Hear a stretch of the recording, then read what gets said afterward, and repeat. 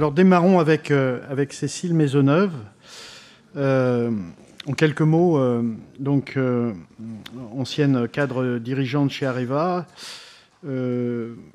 présidente de la Fabrique de la Cité, non, c'est fini, mais elle le fut.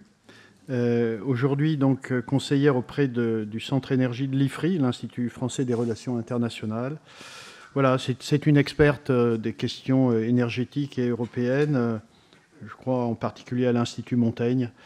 Voilà, on l'a vu tout à l'heure, et puis c'est présent partout aujourd'hui, dans les médias. Voilà, la place, comment articuler France et Europe dans cette question de la transition énergétique. Je te laisse la parole.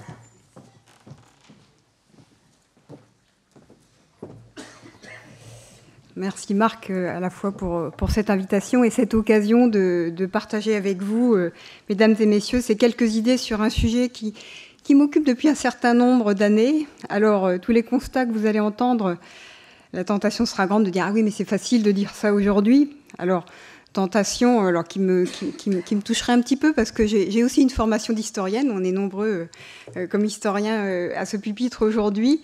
Et j'avoue pouvoir échapper à cette critique éventuelle dans la mesure où, il y a un certain nombre d'années, j'avais écrit quelques papiers qui, malheureusement, dont les conclusions sont malheureusement vérifiées.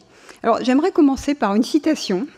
Il y a quelques mois encore, j'avoue que je n'y suis pas retournée pour savoir si ce texte est encore présent sur le site de la DG Énergie, mais vous trouviez jusqu'à la moitié de l'année 2023, cette citation, c'est écrit en avril 2020 par la DG Énergie.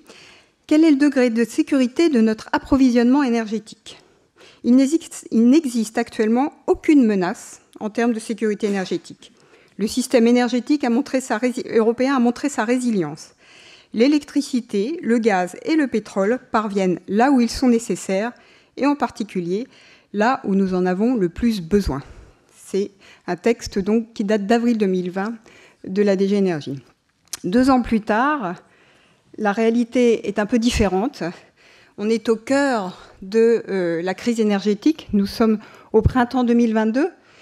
Et ces 2 photos, pour moi, illustrent assez bien un certain nombre des problèmes, des défauts de fabrication de cette politique européenne de l'énergie. Alors, vous aurez reconnu sur la photo de gauche le ministre allemand de l'économie, vert, Robert Habeck, qui fait au printemps 2022 sa tournée des États du Moyen-Orient, notamment pour sécuriser un certain nombre d'approvisionnements gaziers de son pays. On a parlé tout à l'heure du sujet court terme, long terme. C'est un des sujets de discussion. Et puis la deuxième photo, c'est l'un des premiers grands déplacements d'Olaf Scholz, le chancelier allemand, après son élection. Il fait une tournée des pays d'Afrique.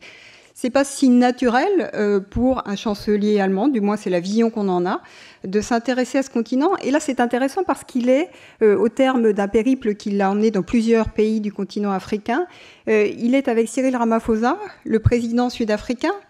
Et alors, moi, je vois plusieurs choses dans ces 2 images mises ensemble.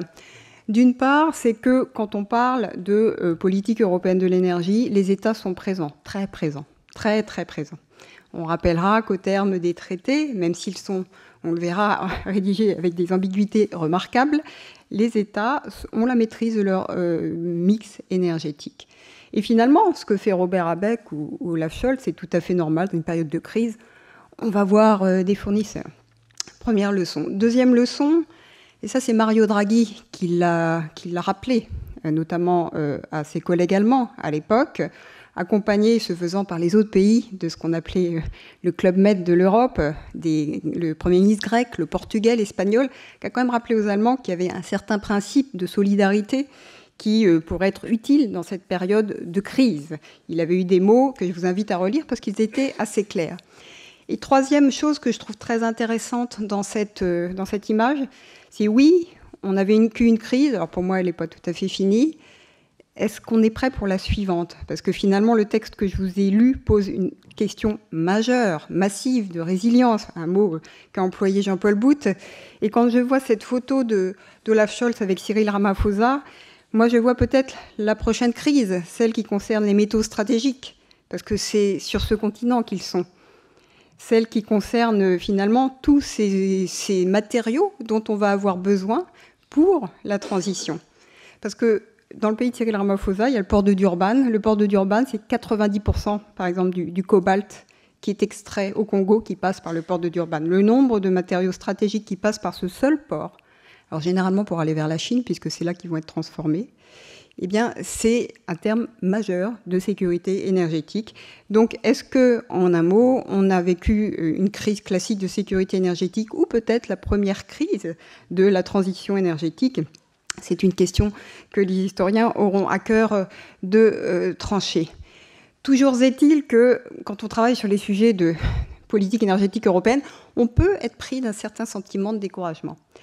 Je partage avec vous ce texte.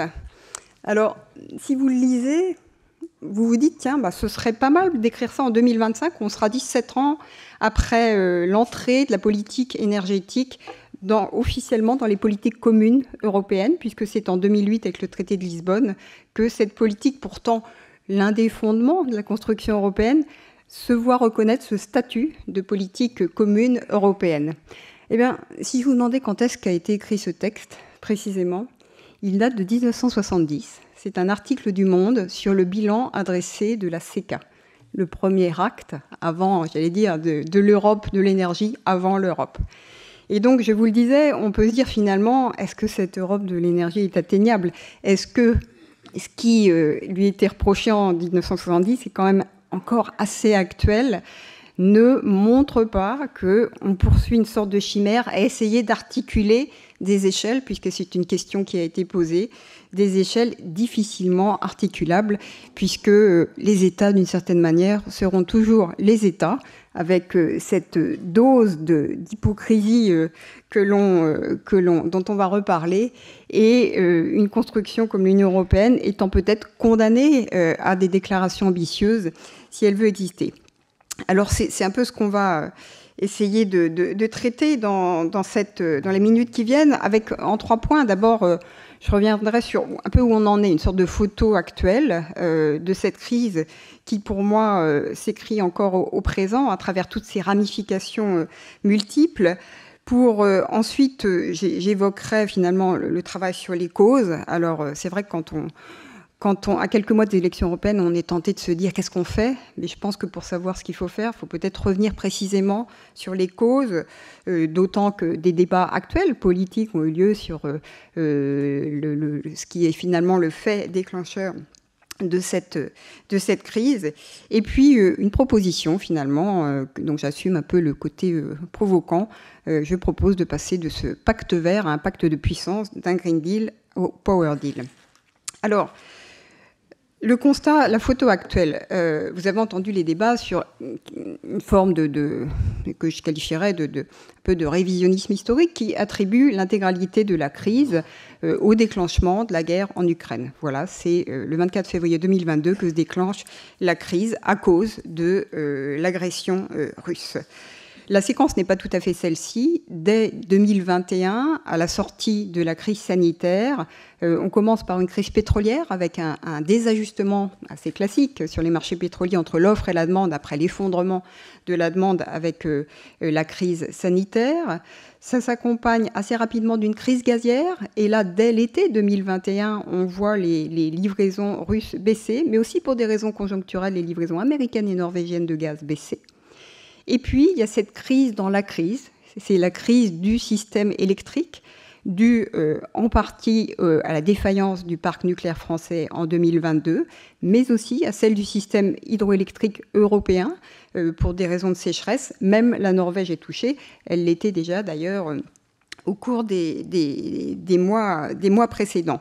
Donc on voit bien que, comme toujours, quand on analyse une crise, quand on fait un peu d'histoire, il faut regarder la cause immédiate, conjoncturelle, mais qu'il n'est pas inintéressant de se pencher sur les causes structurelles. Les causes structurelles d'une crise qui se traduit aujourd'hui, alors j'aurais pu mettre quantité d'éléments, mais par, d'une part, un différentiel, ça a été évoqué, de prix entre notamment l'Europe et son concurrent américain toujours impressionnante. Les prix du gaz, c'est 5 fois plus cher, l'électricité 2 fois plus.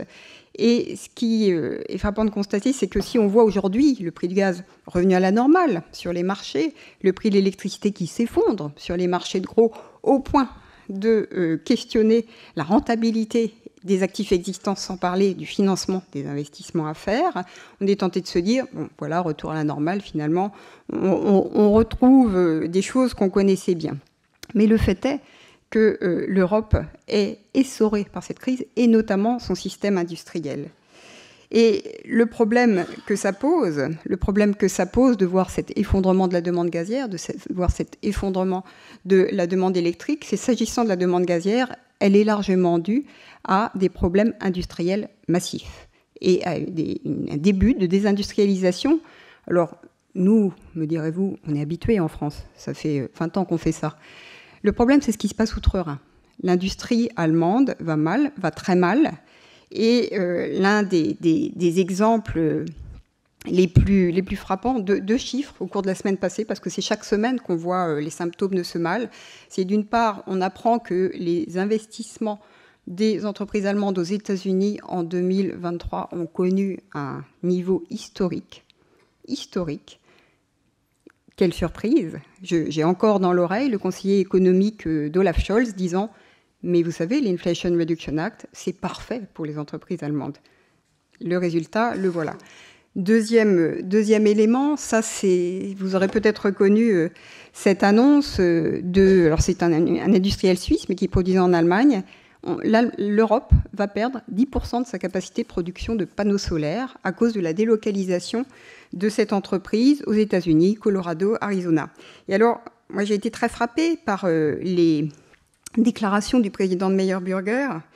Il a dit, on va aux États-Unis. Alors, il y a les raisons fiscales. Hein. Il va investir 262 millions d'euros.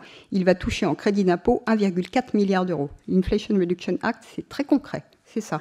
C'est très concret, très rapide. Coucou le Green Deal. Et ce qu'il a dit surtout, c'est l'objectif, c'est de nous rendre indépendants des décisions politiques prises en Europe.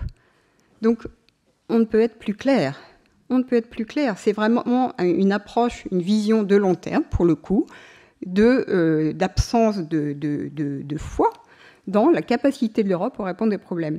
Alors, on pourrait être tenté de dire, mais c'est résolu, regardez, on a le Net Zero Industrial Act, qui est un peu la réponse européenne à l'IRA.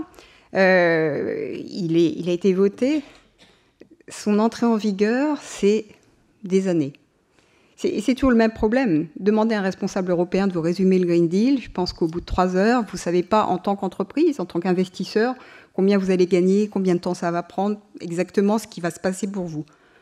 En 3 minutes, vous avez une idée très précise des crédits d'impôt que vous aurez si vous investissez aux États-Unis. C'est aujourd'hui la réalité brute de ce qui se joue en matière d'industrie entre les deux continents.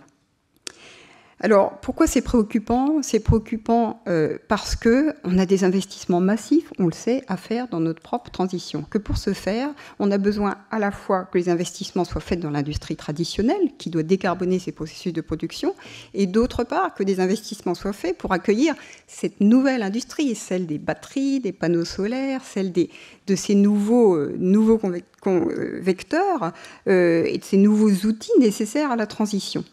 Or, ce qu'on est en train de faire, c'est qu'on se crée de nouvelles dépendances avec cet affaiblissement de notre système industriel. Et un exemple, cette semaine, un quotidien économique se faisait écho d'un rapport remis au Premier ministre sur la souveraineté alimentaire, parce que c'est le thème à la mode en France. Et l'un des points de faiblesse de cette souveraineté alimentaire, c'est que, ça se situe très en amont, c'est que nous importons 80% des engrais nécessaires à notre agriculture. Alors c'est vrai, on peut dire finalement mettons pas d'engrais, c'est la position d'un certain nombre de personnes. C'est vrai que ça simplifie le problème, ça le complexifie par ailleurs. Et ces engrais, on les importe d'où? Quand vous regardez majoritairement de pays non Union européenne, ça s'appelle les États-Unis, le Qatar, la Russie, Trinidad, voilà. Donc c'est ça la réalité des conséquences de cette crise. Autre conséquence, c'est que Aujourd'hui, les États, on a parlé du financement, leurs finances publiques sont largement essorées par la succession de crises. Rappelez-vous, Covid, plan de relance, 750 milliards. Et puis, la crise énergétique, donc ça, ce sont les chiffres de Bruegel. 2020-2021, on a décidé de consacrer 750 milliards d'une relance verte post-Covid. Et bien, en 2022-2023, on a consacré la somme équivalente au bouclier, soutien aux ménages, aux entreprises, c'est-à-dire beaucoup d'énergie fossile en réalité. Donc on a fait à peu près l'inverse de ce qu'on avait fait ou dit qu'on allait faire dans le cadre de la relance verte. Donc dans ces conditions-là, vous voyez bien que les États ne sont plus, ils n'ont jamais été d'ailleurs, mais on l'a longtemps cru, la seule réponse en termes de financement de la transition, et qu'il va falloir faire appel au secteur privé. C'est ça le sujet en ce moment, c'est comment on mobilise le secteur privé sur des projets intéressants de la transition. Et à l'évidence, la situation nous affaiblit. Alors, voilà un tableau, pardonnez-moi, il est un petit peu noir, mais qui me fait dire qu'aujourd'hui, cette crise, elle est encore très, très, très présente. Et cela a été fort bien dit par Jean-Paul Bout. On affronte en réalité une crise économique majeure qui est le fruit de la défaillance des systèmes énergétiques européens. Alors revenons précisément aux causes. Alors, vous l'aurez compris, si on veut travailler sur les causes, faut regarder un petit peu ce millefeuille. Il faut essayer de démêler cet écheveau, et ce qui n'est pas facile, parce que, je l'ai dit tout à l'heure, on a un premier problème, c'est qu'on a des textes européens d'une ambiguïté folle, s'agissant de qui est responsable de la politique énergétique. On a à la fois la réaffirmation du principe de souveraineté des États, mais aussi le fait que les institutions européennes ont en charge les énergies nouvelles, des objectifs en matière d'efficacité énergétique. Alors, on y lit aussi qu'elles ont une responsabilité sur la sécurité d'approvisionnement, mais qui est rédigée de telle manière qu'on ne sait pas bien si c'est la sécurité de long terme ou de court terme. Si c'est court terme, après tout, les marchés court terme de l'énergie n'ont pas si mal fonctionné en Europe. Et puis, surtout, on voit qu'il y a un loup, en fait il y en a eu deux qui sont entrés dans la bergerie, qui s'appelle Concurrence et environnement. Alors j'ai repris cet extrait de la préface qu'a faite Marcel Boiteux de l'excellent livre, c'est une sorte de bible pour qui s'intéresse au sujet énergétique, écrite par Jacques Percebois et Jean-Pierre Hansen. Il y a eu plusieurs rééditions, qui dit effectivement, ça décrit un sujet, j'allais dire, administratif, technocratique, bien connu. Quand vous avez une compétence, vous avez tendance à vouloir l'exercer pleine et entière. Il se trouve que la concurrence, c'est de la compétence pleine et entière des institutions européennes. Et il se trouve qu'elles avaient, avec le démantèlement, ces fameux unbundling, finalement... ce découpage des grandes entreprises énergétiques traditionnelles entre la production, le transport, vous avez un secteur idéal. Et donc, la concurrence a longtemps tenu lieu de facto de politique énergétique. Et puis, à partir de 2008, c'est devenu une politique commune, et puis il y a eu les objectifs 3x20, et là, il y a une autre politique qui est entrée en jeu, c'est l'environnement.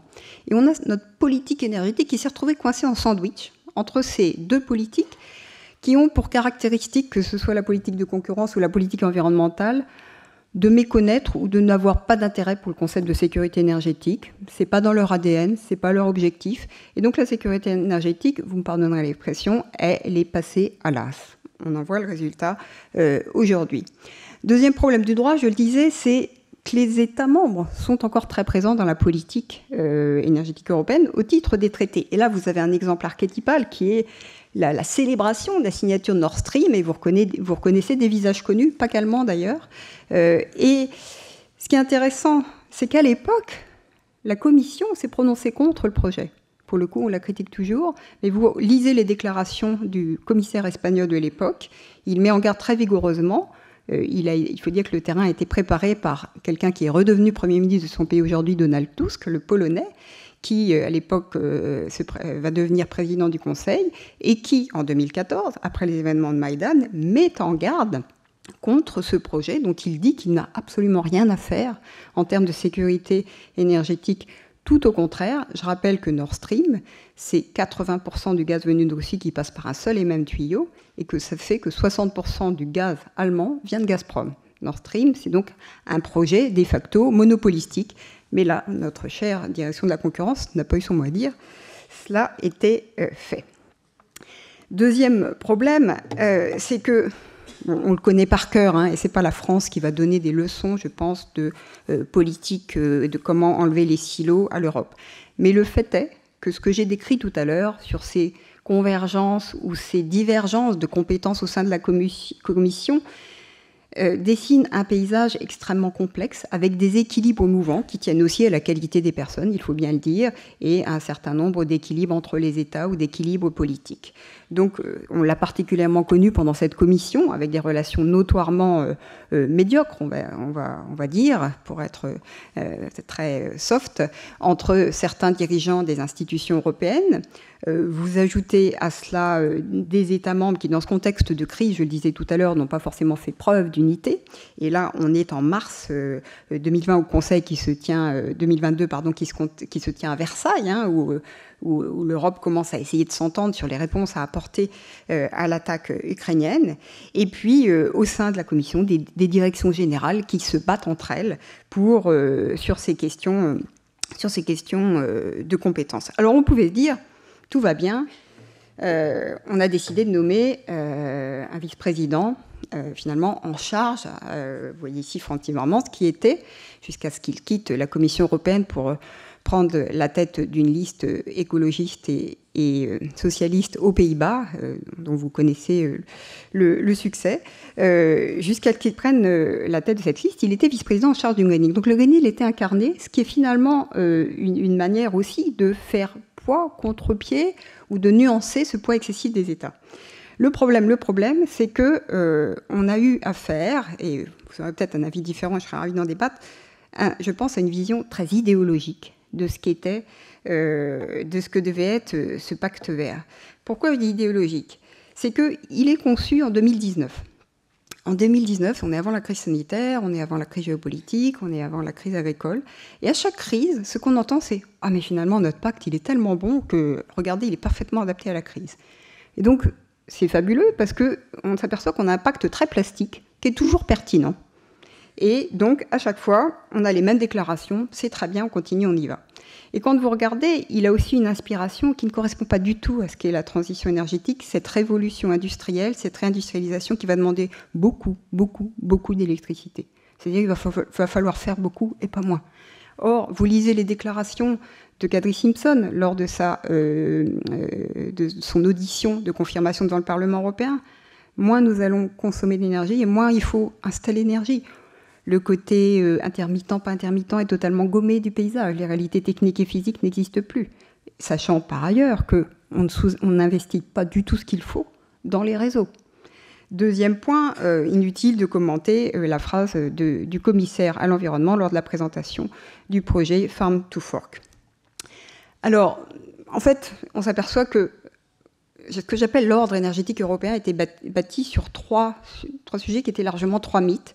Et je dis ordre énergétique parce que je compare en fait à l'ordre de sécurité qu'on a dans le domaine militaire.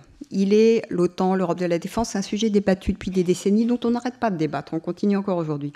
En revanche, cet ordre-là, il n'a jamais été vraiment débattu.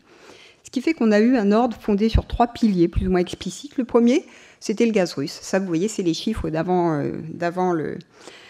la crise. Et ce que vous voyez, c'est que non seulement c'était un pilier, mais c'est un pilier dont on a accru l'importance après 2014, après que la Russie a commencé à sortir du champ du droit international. On a accéléré le mouvement. Deuxième, et vous voyez là, je rappelle les déclarations du secrétaire général du SPD allemand à la veille de l'attaque russe contre l'Ukraine, où on comprend que ça va quand même se passer.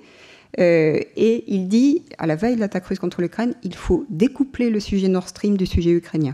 Donc pour vous dire à quel point on était dans un schéma totalement déconnecté des réalités géopolitiques. Deuxièmement, il y avait cette vision finalement que l'ensemble de la sécurité énergétique européenne allait reposer sur une seule source d'énergie, les énergies renouvelables, avec cette citation incroyable que vous trouvez dans un rapport de 2011 du ministère de l'Environnement allemand. En gros, les énergies renouvelables, c'est la paix, c'est la démocratie, c'est vraiment l'anti-énergie fossile, si vous lisez en creux, puis un peu anti-énergie nucléaire, puisqu'elles ne peuvent pas être détournées, nous dit-on, à des fins militaires. Et ça, ce sont des récentes publicités, vous les trouviez encore récemment sur nos murs de l'Union européenne. Et en fait, il y a cette vision-là, que finalement, on a trouvé une source d'énergie qui apporterait la paix.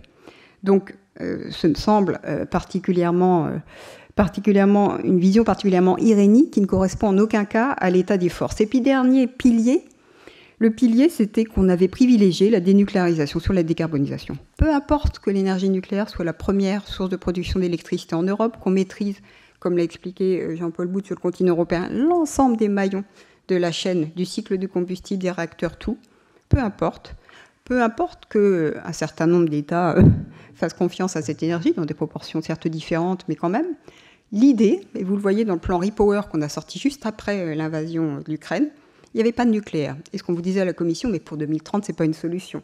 Alors, dans ce cas-là, que fait l'hydrogène dans le paysage ? Et puis, 2030, ce n'est pas une solution, c'était juste passer sous silence tout ce que j'appelle ces térawattheures virtuels qui dorment dans les réacteurs aujourd'hui, qui sont en train d'être réactivés, qui s'appellent augmentation de puissance, prolongation de durée de vie. Bref, c'était vraiment gommer la réalité du nucléaire, une sorte de cancel culture du nucléaire érigée en politique européenne. La réalité, c'est que l'ensemble de ces mythes étaient faux. Non, le gaz russe ne coulera pas de toute éternité, c'est ce qu'on disait, c'est qu'il y aura toujours du gaz russe. Regardez, même pendant la guerre froide, les soviétiques ont livré. La réalité, on l'a vu, est quelque peu différente. Deuxième sujet, non, les renouvelables, c'est pas en soi la paix, l'indépendance, la souveraineté. Aujourd'hui, les renouvelables, c'est la Chine. Et c'est de plus en plus la Chine. Sur l'éolien offshore, la Chine est en train de prendre la main sur l'industrie avec des coûts qui sont incomparables. Qui sont incomparables parce que, je reprends une expression de l'expert de la Chine, David Bavrez, c'est que la Chine, de facto, est devenue notre rivale systémique pour une raison très simple, c'est qu'elle n'a pas le choix. Sa politique d'augmentation de sa consommation intérieure a échoué. La crise de l'immobilier, la situation intérieure chinoise font qu'on va avoir une Chine plus agressive que jamais, au moment même où on a voté un certain nombre de mesures qui nous mettent de facto dans la main des technologies chinoises. Je mentionne également le sujet sur les batteries. Si vous regardez l'étude d'impact, qui est très longue, pour le coup, ce n'est pas une étude d'impact à la française, du projet de loi sur l'interdiction de la vente des véhicules thermiques en 2035, il n'y a pas un mot sur la géopolitique, pas un mot. Beaucoup de chiffres, beaucoup d'hypothèses. On ne parle pas de géopolitique dans cette étude d'impact. Or, il me semble, si je regarde cette courbe, qui est à Pékin, on suit étroitement les évolutions du calendrier législatif européen. Et puis, sur le nucléaire, inutile de dire qu'aujourd'hui, alors je ne sais pas si c'est un effet de mode, je ne l'espère pas, mais quand même, j'étais récemment en Estonie, pays qui a une particularité, il a un mix épouvantable, c'est du shale oil, et il faut qu'il le remplace. On a envie de leur dire, vous êtes assez proche des Finlandais, vous avez des lignes de transmission avec la Finlande a quand même un bon gros réacteur qui demande qu'à produire, pourquoi construire chez vous un SMR, puisque c'est leur projet? Et ils vous répondent, et c'est la vision dans toute l'Europe de l'Est aujourd'hui, que tout ce qui est infrastructure de réseau, pipeline, réseau de transmission, c'est une source de vulnérabilité. Particulièrement quand on est dans la Baltique, qui est commune à un certain nombre de pays, même si on l'appelle depuis quelques jours le lac OTAN. Alors, quelles perspectives? Je vais les dresser rapidement. Alors, on peut dresser... Il me semble que, par exemple, ce que Jean-Paul Bout a dit sur ce qu'est une bonne politique de l'énergie, une bonne politique de souveraineté, ça s'applique aussi au niveau européen pour un certain nombre de leçons, notamment le côté prospectif. Mais regardons ce qui se fait en Europe, parce qu'après tout, il y a des pays qui sont intéressants. Observons et après posons-nous la question jusqu'à quel point ces pays-là ne pourraient pas être inspirants. Là, on est dans le nord de la Suède, il se passe beaucoup de choses en Scandinavie, et dans le nord de la Suède, on s'apprête à faire une révolution industrielle, à investir dans les 20 ans qui viennent des sommes qui, à l'échelle de la Suède, sont gigantesques, plusieurs milliards d'euros, à peupler, si je puis dire, d'une certaine manière, cette zone où se trouvent beaucoup de ressources minières et où vont s'implanter beaucoup d'industries de bas carbone. Alors, je fais volontiers, je le mentionnais tout à l'heure, la comparaison avec l'OTAN, parce que si on veut aujourd'hui se mettre dans le ton de ce qui est en train de se passer dans le monde, c'est qu'on ne peut plus saucissonner la sécurité. La sécurité énergétique, la sécurité militaire, la sécurité économique, aujourd'hui, ça va de pair. Alors, je ne sais pas si j'irais jusqu'à dire, comme David Bavrez que je citais tout à l'heure, que finalement, ESG, aujourd'hui, ça veut dire énergie, sécurité, guerre. Mais quand même, voilà le monde, la géopolitique dans laquelle nous devons inscrire la politique européenne de l'énergie. Je rappelle qu'Ursula von der Leyen avait dit en 2019 que cette commission sera géopolitique ou ne sera pas. Il est temps de prendre le mot au sérieux et de peut-être de lire Raymond Aron à Bruxelles. Deuxième sujet, il va falloir produire, je le disais, beaucoup d'électricité. Pas pour nous, les particuliers dans nos maisons, pour l'industrie. Regardez, les chiffres sont très importants à l'échelle de la Scandinavie. Vous les mettez à l'échelle de la France. Rien que de décarboner, par exemple, on en a beaucoup parlé, la zone de Fos-sur-Mer. Je pense que des calculs ont été faits, mais si vous électrifiez massivement, c'est plusieurs EPR, pas un demi, pas un, plusieurs. La vallée de la chimie, c'est pareil. Je ne parlerai même pas des sujets numériques. Vous aurez peut-être noté que Microsoft est en train d'embaucher une équipe. Il y a un Chief Nuclear Officer chez Microsoft, avec toute une équipe nucléaire qui sont en train d'être embauchée. Donc voilà la réalité de ce qu'on veut faire. Oui, la consommation d'énergie finale va baisser, mais en termes de politique publique, le sujet, c'est ça. C'est ça la priorité. Troisièmement, il faut faire, j'allais dire, c'est l'équivalent du burden sharing, vous savez, le partage du fardeau pour l'OTAN. Il faut qu'on prenne notre part, et prendre notre part, ça veut dire arrêter de considérer que c'est sale, donc ça doit être ailleurs qu'en Europe. Il faut regarder ce qu'on a sous les pieds. Le BRGM les fait, c'est une partie de leur magnifique atlas du sous-sol. J'ai choisi le Nobium parce que c'est intéressant, mais c'est ce qui est en train de se passer aussi en Scandinavie. La Suède a annoncé avant-hier qu'elle relançait l'extraction de l'uranium. La neutralité technologique, ça c'est le projet Northern Lights en Norvège sur le capture du CO2. Alors, ça fait 40 ans qu'ils essayent, comme tous les pétroliers, et Stoltenberg, l'actuel SG de l'OTAN, a dit c'est l'équivalent pour nous du on a marché sur la Lune. Mais c'est 1,5 milliard d'euros, et il y a un partenariat notamment avec la France, parce que c'est clé pour la décarbonation de nos industries aussi. Et puis dernièrement, voilà, il faut faire de la diplomatie. Je parle, puisque je vais continuer avec la Norvège, ça c'est les chiffres aujourd'hui de ce que je vous ai montré tout à l'heure. On a un allié, on a un bon allié, il est à côté de chez nous, il s'appelle la Norvège, il fait le travail.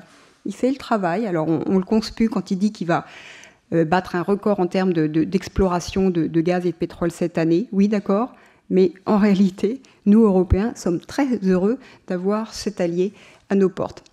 Alors, en conclusion, peu de mots, si ce n'est pour dire que cette Europe de l'énergie, en fait, on n'y a pas tellement le choix, ça a été dit tout à l'heure, entre la rivalité systémique avec la Chine, la concurrence américaine. On n'a pas le choix. La difficulté, ça va être aujourd'hui d'allier ce retour de facto nécessaire des souverainetés au niveau national et la capacité de Bruxelles à regarder plus loin, à aller plus vite. Je pense que la question de l'agilité qui a été soulignée est importante. Et puis je poserai une dernière question. On va être dans un contexte de relations internationales très tendu, avec des conflits. On peut, et c'est une question que j'avais aussi d'ailleurs au précédent intervenant, est-ce que finalement le contexte de relations internationales, est-ce que la guerre froide n'a pas énormément apporté en termes technologiques dans un certain nombre de domaines? Donc, parce que peut-être que s'il y a moins de coopération internationale, des négociations climatiques plus dures, à l'inverse, il y aura peut-être plus de concurrence entre les différents systèmes et ce qui favorisera peut-être plus d'innovation. Question ouverte. Merci.